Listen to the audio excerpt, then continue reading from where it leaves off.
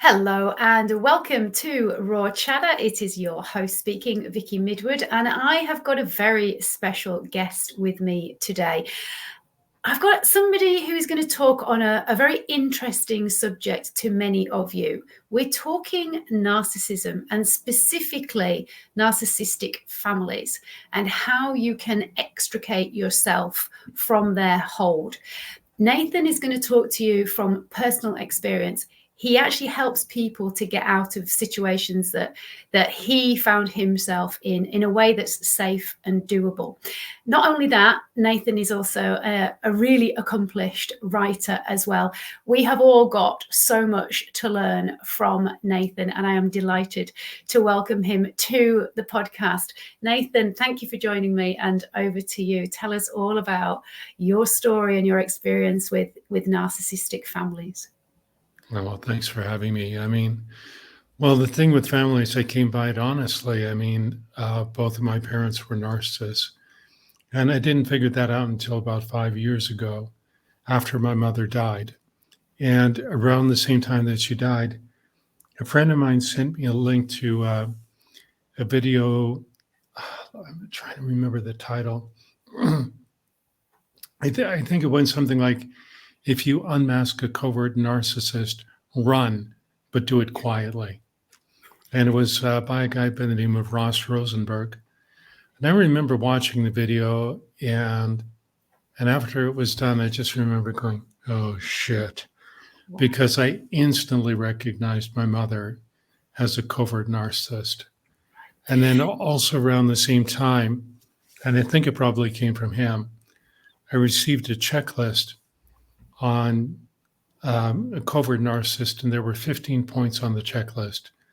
And I went through it with my ex-girlfriend, and my mother tallied on every single one of the 15 points. Wow. And the worst of all of those 15, that's when I realized that my home situation was way worse than I'd imagined. And I also realized that the problems with my father is that he was also a narcissist as well, but I had no idea. So just to help people who are listening who may not really understand the term narcissist, because it tends to, especially these days, get bandied about a lot, doesn't it? Kind of, it's almost a throwaway comment about somebody's behavior. But let's just get our listeners really clued up on what does a narcissist actually mean, and what particularly type of narcissist was your mom, because there's kind of different ways that it comes out, isn't there? Yeah, it's true. My mother was what they call a covert narcissist, but there are other terms like vulnerable narcissist, grandiose, malignant. Like the last relationship I was in, I was trying to classify my ex's behavior, and the word malignant came up. Why? A malignant narcissist is somebody who has sadistic tendencies and enjoys hurting their partner. And I know for a certainty that she did that to me. Absolutely no doubt. So that's one thing. But in terms of some characteristics of narcissists, sense of grandiosity, a belief that they're smarter and better than everybody else, a false sense of self, a need for constant reassurance, the inability to take any form of criticism. If you criticize them, expect them to get really angry and probably fly into a rage. I used to refer to my father as a rageaholic. Rage is a common characteristic of narcissists when they're confronted. Not anger, not displeasure, but rage. Screaming, yelling, major arguments. Things that they do is gaslighting. They will tell you things that you've experienced or what you experienced. Oh, that's not real. Or they will come out with things like, I never said that. Right. You're blowing this out of proportion. Another thing is anything that goes wrong in the relationship, it's always your fault as the other person. And I encountered this. I remember when my ex said that to me, and I thought she was joking, but it was a huge red flag. And I Right. didn't recognize it for what it was. I should have broken up with her on the spot for that one. Mm. But like everything that went wrong, it's all my fault. Right. And when you try to stand up for yourself or defend yourself, that actually just makes it worse. That turns usually. into a monumental fight. Yeah. They always have to be right. Oh, that's the other thing. They're always right. They're never wrong. You just endless bull crap. I mean, if I had realized in hindsight, well, if I had realized at the beginning what I was dealing with, I would have dumped her on her butt in a second and left. But it was one of those things that was rather insidious. Yeah. And a lot of the stuff, you don't realize it. Oh, love bombing is the thing that they do to draw you in. Really great sex. So if you're craving that, narcissists are really good at that. And that's one of the ways that they rope you in. Certainly happened in my case. Yeah. And so for a lot of people listening who have maybe been in domestic, coercive, abusive relationships, they will definitely recognize those traits, I'm sure. Yeah. But for you to say that your mom ticked every box and you didn't realize until she passed, but also that your dad, it's unusual, or correct me if I'm wrong, to have two parents who are narcissists. Often there's one and not the other. Actually, Is it's that not right? No. Okay. It's not according to what I've been seeing. Right. It seems to be fairly common. Although kind of surprising that two narcissists could coexist. But one of the things that I remember vividly about my family is that, yes, my mother was like this, but she was also like two of the things about my mother which I absolutely hated about her is she was a coward and a victim. And she was always playing those cards. So in terms of my father, who was super dominant, she was forced to, push everything down. But all of that came out in full force after he died. Okay. And then I saw her narcissism in full bloom after he was dead because there was nothing to restrain her. Right. So she in that environment, things. when you're a child and you've got a mom who did you know that she was kind of suppressing herself and what she wanted to say? Because obviously, she was always complaining. Right. She was always complaining about that, and of course blaming everybody else. It was always somebody else's fault. This is typical of the narcissist. It's always somebody else's fault. I thought it was just her, but I didn't know any better at the time. There were some things she did that were as well. Did you have brothers and sisters? Did you have brothers and sisters who could recognize it? And if so, whereabouts did you fall in the sort of the family? No. None of us knew this stuff. I mean, the other element too is that I was also the family scapegoat, which made me an even bigger target in terms of the family and all the problems that went on. My situation was extremely severe, and I didn't realize fully how bad it was until 12 years ago when I was working with a neurolinguistic programming coach who'd been telling me for 2 straight years that my family was broken. And when I finally realized that she was right, I asked her for help to write what I call a PFO letter to send to my family. So for your listeners, PFO stands for please fuck off. Nice. Yeah. So, which is, I think some of us could do with doing that at times for our family, because it does help you to get it all out your system, doesn't it? I did that because I'm Canadian. We're polite. So there was a please instead of just, F off. Yeah. But in the letter, I just took responsibility for my part in what happened. I said, it's very obvious that this abuse is not going to stop unless I stop it. And so I just kicked every single one of my family members out of my life and went permanent no contact. Wow. And I had to do that for a lot of reasons. And one of them was to save my life because they nearly killed me with their abuse. I mean, prior to going no contact, I'd had a major fight with my mother and brother. I became violently sick for a month, and I didn't know if I was going to make it. Wow. And it was after that, my coach gave me an exercise But when I did it, I woke up out of the denial, out of the family mind control. I realized that I'd been conned and lied to in a major way. And I told them all to fuck off, and I meant it. And I still do. And I will never speak to them again for any reason. Wow. That's a heck of a thing for people listening to take on board. But I just want to just go back a little bit, if I may. Mm-hmm. So you were growing up in this environment where you were not only kind of in the middle of two narcissistic parents, but you were also the family scapegoat.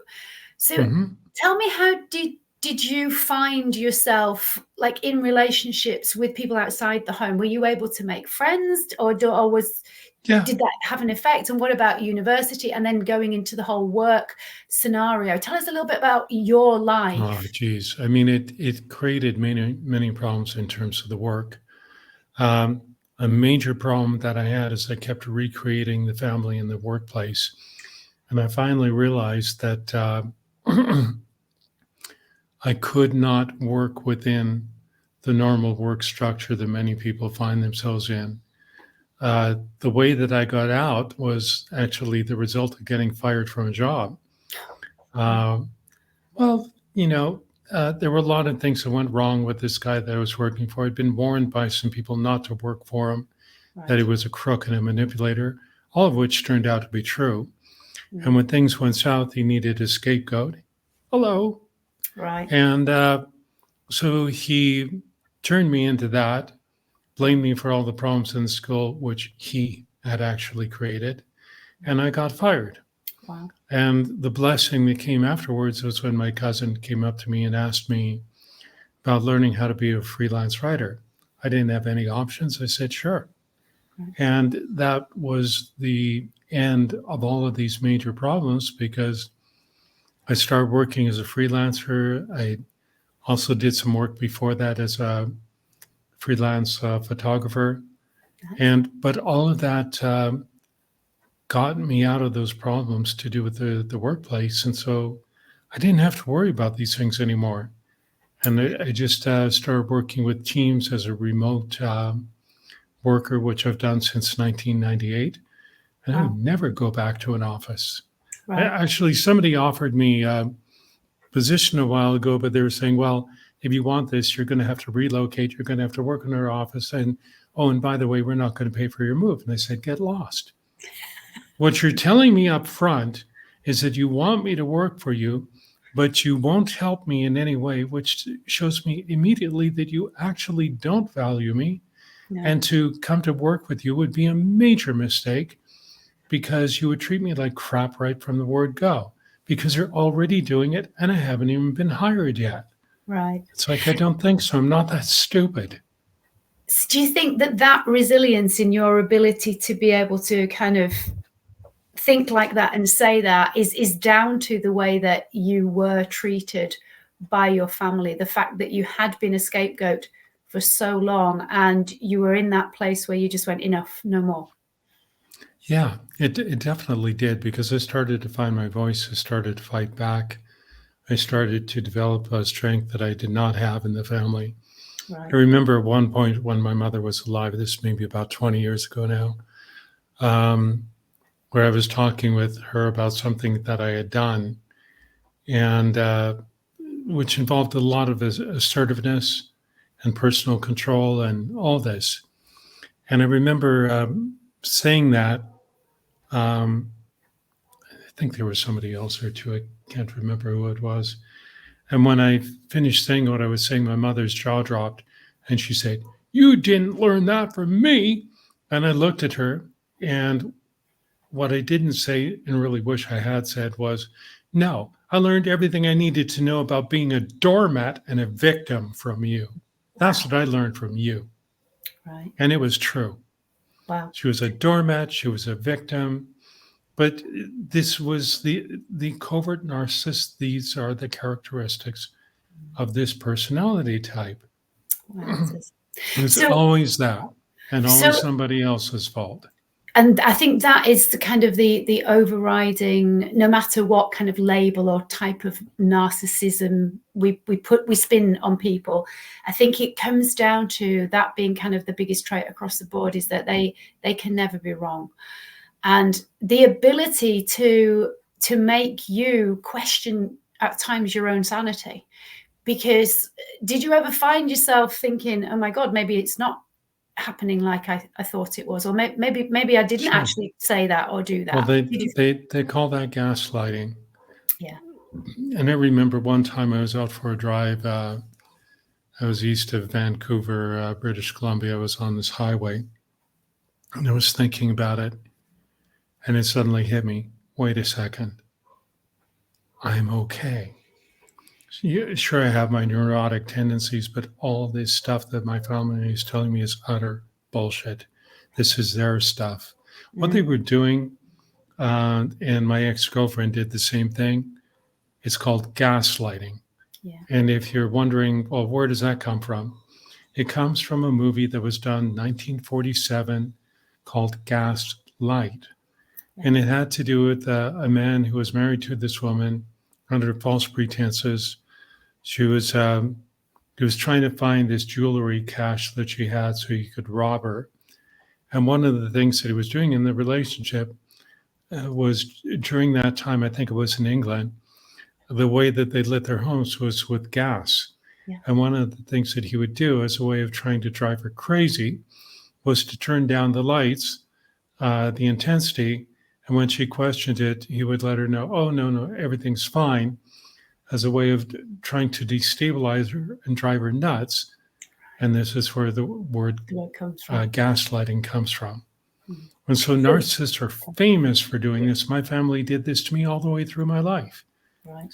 And the other thing that happened, like in terms of my brother, he would repeatedly engineer fraud against me, create all sorts of dramas and situations that didn't exist, that never existed. And then he would triangle with other members of the family and whoever else he could get to create all this drama and problems against me. Like my mother and brother did that. They tried to destroy the relationship with my girlfriend. Ultimately, that went south. And a business partner. And I saw the gaslighting, fraud-bearing bullshit that my brother pulled on me repeatedly with my business partner because he showed me the letters. Wow. And he would accuse me of all sorts of stuff. Like, here's a classic example. He told my business partner that I deliberately picked a phone number in the San Francisco area where he lived, as my Skype number, to prove that my brother was doing shit to me. And I blew. I was furious. I had that phone number for 10 years, long before my brother had even moved into the area. My brother deliberately flipped the script. And when I saw that, I had one hell of a fight, not with my brother directly, but with my business partner, and saying, this is utter friggin' bullshit. This is a perfect example of gaslighting. And I was furious with my brother, but he kept doing this, right? Yeah. And then a while ago, about 6 months ago, I'd gone through a coaching session with somebody to do with removing the trauma to do with my mother. And after that, I don't know why, but I did a search for my brother. Don't know why I did it. Mm-hmm. And then I found the document because I remember thinking, I wonder if Perry had tried this fraud bit on anybody else. And then I found the document, 10-year court case to do with my brother in a real estate deal that went south. Wow. And in the document, conclusion of the document was a section where my brother pulled fraud against his former business partner, was forced to admit it on the stand in front of a jury. Gosh. So not only that was he forced to admit it and had no choice, they found him guilty, and they fined him and his company a total of $947,000 for what he did. God. And then a while ago, as a result of starting to speak out about narcissism, I did it again. And I found the court case with all the details. So I've got both documents. Gosh. So if my brother were ever to show up in my life again to try and discredit me, I'd say, Perry, I would probably title my letter, stand down, send them the 2 documents and say, I got the goods on you, mate, and you'll never get away with this shit on me again. Never. I think the thing with that sort of stuff, though, is that they're so convincing at times to be able to say, oh, well, you fabricated those documents and you've created them. And there would be something, wouldn't there? I've no doubt. If thankfully you're not going to do that because you've cut all ties with them. But they always try to find a way. But there was one other thing that your audience needs to know. Doesn't seem to be happening right now. It looks like it's stopped. But at one point, I'm trying to think, when did I find out? 2013. I'd had a whole bunch of financial problems. I was back in Canada. I was living with a roommate. I was on welfare. And I was writing about some of my experiences on a personal blog. The next day, I had an email from my brother with the subject line says rebuttal. He ripped off my domain names, built 2 sites for the sole purpose of it. In the narcissistic world, they called it a smear campaign, to completely destroy my reputation and trash me in every way with my mother's blessing. And it was at that point that I discovered that my mother and my brother had been spying on me online for 10 years. At that point, I went freaking volcanic, and I launched a social media fight against my brother, which lasted until 2018. Yeah, 2018, when my mother died. And after that, I went no contact again permanently. I haven't heard from them since. But this is the kind of shit, this is, just so your audience knows, narcissists are notorious for doing this kind of thing to their victims. Right. Spying on them, pulling this kind of crap so they can manipulate their targets down the road. I mean, in retrospect, what I did was an enormous mistake. But it was what narcissists do when you leave, if you get out of the relationship, one of the things that they're notorious for doing is a technique called hoovering, after the famous vacuum cleaner.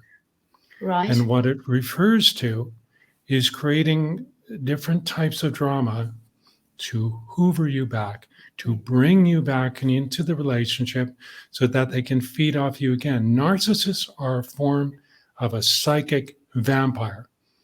And you are their supply, their blood supply in this case, whatever. And they need to feed off you. That's why they do this kind of crap. I love that description. That's an amazing description. And now I fully understand why I'd had a fascination with vampires and all this shit growing up. It was because of narcissism. Narcissists are vampires.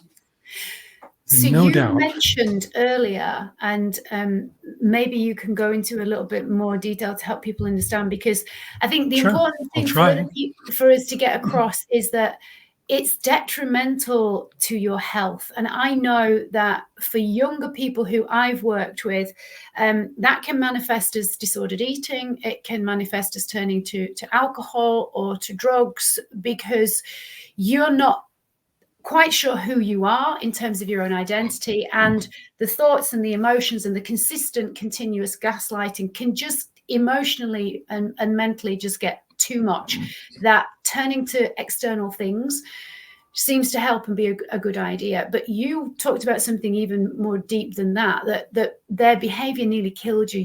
You were so ill.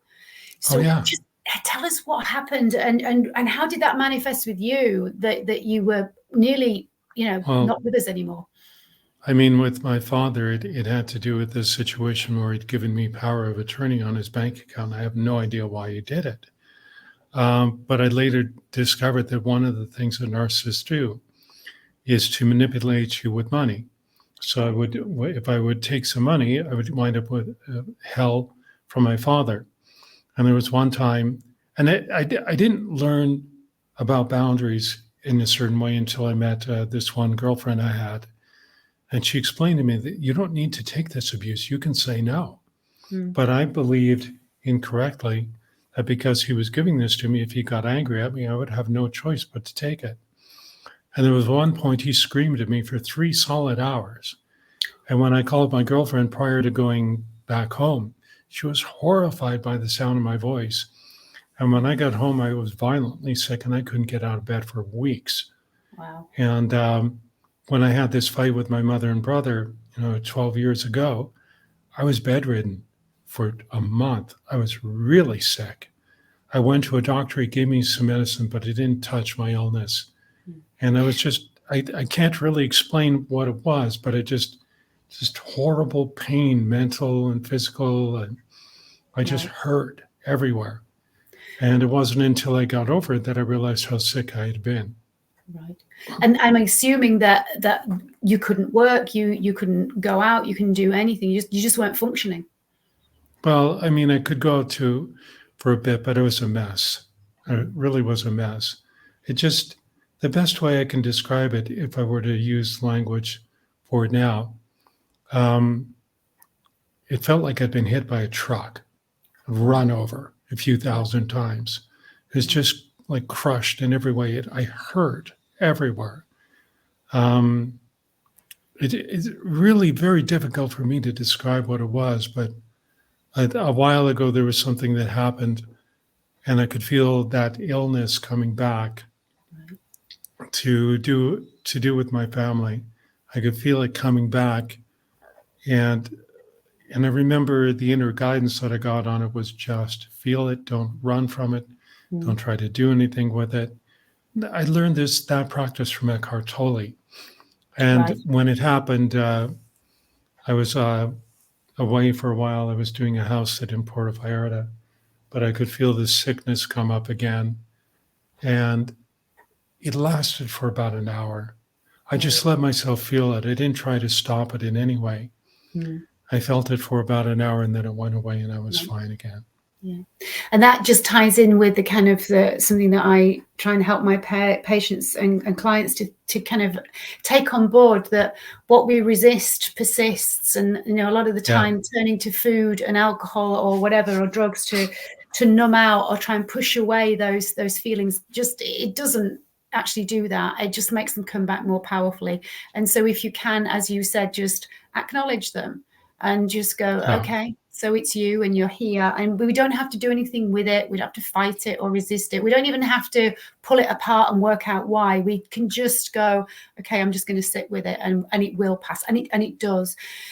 So you managed to extricate yourself fully from the family, but you said earlier that you'd kind of done it and then you did it once and for all. So my guess is that you had attempted to do it in the past unsuccessfully. So actually, I did what was the difference?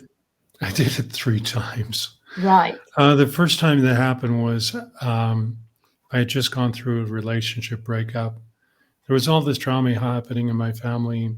Before that, me and my girlfriend were selling our house. We had a lot to do. But prior to that time, maybe about a year or so before, one of the things to do with my mother's narcissism had come out in a huge way. And she would call me and she would try and suck love and appreciation out of me like a freaking vacuum cleaner. And this went on for 6 months and it was driving me and my girlfriend crazy. And like every time she would do this, I would have one of 4 reactions. One of them was to slam the phone in her ear, to scream at the top of my lungs, to run as far away from her as I could get from her after slamming down the phone, or to go into the washroom and throw up. Oh, wow. It was that severe every time, and it was driving both of us crazy. My girlfriend said to me, "You've got to stop this." So I wrote a long letter to my mother, sent it by email, about telling her, "You've got to stop trying to pull this love and shit out of me. You want it, you're going to have to get it from yourself and stop trying to get it from me." Well, she went volcanic. She cried for 2 days, crocodile tears. My brother, who was a stupid moron, fell for it and then created a major fight within the family, threatened me with a lawsuit and that it was going to ruin my entire life and all this drama. And then later, my mother winds up sick. She went in for an angioplasty, which turned into a triple bypass. And then in the middle of that, my brother's trying to force me to go down to Palm Springs to take care of her. And meanwhile, I'm in the middle of a major relationship breakup with my girlfriend and we're selling our house. and there was no way in hell I could go. And my brother staged a huge fight with me. And then after the breakup, and I wind up in Mexico, I get this vicious letter from my brother after I blocked him on email because I'd had enough. And he accused me of fraud against my father. He accused me of all sorts of crimes I didn't commit. And then he threatened my life. And he said, and he sent the letter to my sisters as well. So they would get band together. This is the triangling and the abuse. And he threatened my life. He threatened to kill me. He said, Nathan better watch his back because I'm coming after him. Gosh. And I took that bloody seriously. I went to the police and lawyers and everybody else, but nobody could help me. But when I got back to Canada after that trip, one of the major steps I took as a way to protect myself is, number one, I moved and I got what they call a ghost address, which is an address that's real, but it's not where you live. Okay. And I changed my car insurance and my driver's license to the ghost address. So if my brother ever tried to find me, he wouldn't be able to do so. Wow. But those are crazy steps you have to go to, aren't they, when you think about it? Just thinking and listening to the language that you're using there, I still feel that there's a lot of anger and a lot of resentment and all of that kind of thing, which I think is natural. But do you now feel kind of, now that you have fully extricated yourself, do you feel a sense of relief now that that's happened, or not? I actually, with the exception of these podcasts and things that I get on every now and then, I really don't think about them at all anymore. Right. I don't. And it's largely because the therapies have removed the traumas. Mm-hmm. Once the traumas were gone, I stopped thinking about them. And for the most part, like with the exception of what I've been doing in narcissism, I haven't thought about them for years. Amazing. But in terms of what happened, like, it's been very interesting watching the narcissism videos, because the number one bit of revenge that you can take against a narcissist, the very best thing that you can do is what I did. And and nobody taught me how to do it. I remember reading about it, and I got to a place of, it was my last resort. It was the only thing that I could do to stop it, was to go no contact, which is actually the ultimate revenge against a narcissist. Because when you go no contact, they instantly lose their supply. They instantly lose the number one person that they've been feeding off from, and you cut them off. It would be like an addict going cold turkey or something with like an alcoholic stopping all drinking and never going back. Mm-hmm. For them, it's a similar kind of thing. So with the narcissists in my family and all the other crap that was going on, I cut them off. Mm-hmm. And yes, they hoovered me back a few years later, but I got to a certain point and I cut them off again. It took me 3 times to get it right. Right. But the third time is the dream, as they say. The third time is the charm. But for you now, so you now are helping people to do what you did, to cut all ties, to become no contact. And it's more than no clarify. It's more than no contact. Right. Can I just help people listening? Sure. Because if somebody is in a narcissistic relationship, whether it's parents, whether it's partner or siblings, or as in your case, all of them, there is no reasoning, is there? No matter how much you try, they are always going to be as they are. And there really isn't another solution apart from this one, is there? And I just want to clarify that. We're not saying it because it is the only way for you to be able to keep your sanity, to stay healthy, and to be able to move on with your life. But it's not easy, as you've just said. It took you 3 goes. So working with somebody like you to do it, and to do it in a way that works, I think is so important. So just help people to explain what it involves.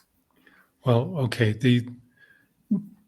If you were to listen to or watch the videos of the various coaches on YouTube that talk about getting away from the narcissist, they all essentially say the same thing, that you need to leave the relationship and go no contact.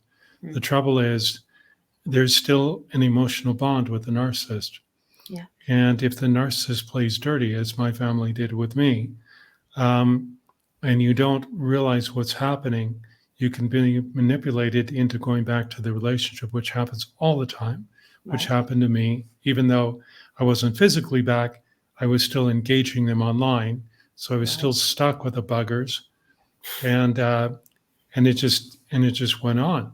So what I say, which is different from the coaches, or these other coaches rather, is you leave the relationship, but then you need to dissolve what's called the trauma bond, or I would call it the emotional link with the family. So I use techniques from neurolinguistic programming to do that. And when you dissolve that emotional bond, that emotional trauma, when it dissolves, then the ability for the narcissist to manipulate you is pretty much gone. Yeah. You've essentially removed, it's like, the best way I can think of it is like you've got a board with a whole bunch of buttons on it, and all the wires that go out and they go to a certain place, which creates a reaction. Yeah. Those wires are the emotional bond. When you remove them and they're gone, even if most of them are gone, there's just a tiny bit of something left. They start pushing on the buttons. Well, there's no way to get the signal to go to where it wants to go. And once that's broken, that's the end of it. And so at that point, then you go no contact. Amazing. And then I would give the person all the tools that I would need to keep themselves safe. If they wind up with a narcissist who breaks the rules.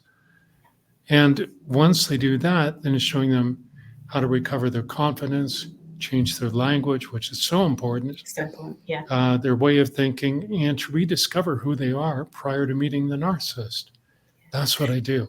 Yeah. Or even to discover who they are for the very first time. Because if you've been brought up in that environment, I think even from a very young age, you don't actually really know who you are for sure, because you're always questioning yourself. It's a process though, isn't it, Nathan? It's not something that you can just do people can't just get in touch with you and say, right, help me to do this in one session. It's something that you have to go through and build a relationship with that person. So if anybody is listening to this and going, I need help to do this, I am ready now, I've had enough, how do they get in touch with you? We will put all your links in the show notes, but just tell people where they can find you online and to connect with you. The easiest way where you'll find me the most is on Facebook. So if I remember correctly, my profile is Nathan.Segal on Facebook. So that would be the easiest way. You can find me on LinkedIn. Great. You'll have my email and phone number. People. There's also my YouTube channel. Where I've posted many, many videos.